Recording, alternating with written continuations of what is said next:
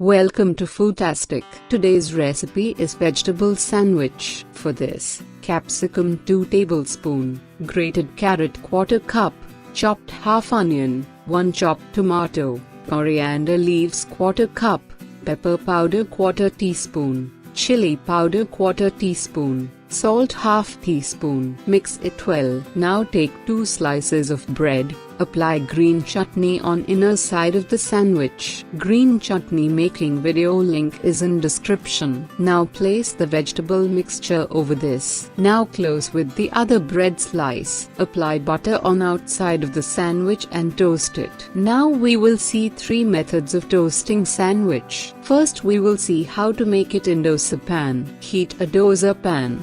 Now place the sandwich and press it gently. Cook around 30 seconds on each side. Another method is electric griddle. Preheat the electric griddle for 3 minutes if it is 1000 watts. Otherwise preheat around 5 minutes. Now place the sandwich in the griddle. Cook for 3 to 4 minutes. Another method of cooking is take place in the oven. Keep the sandwich in the grill rack.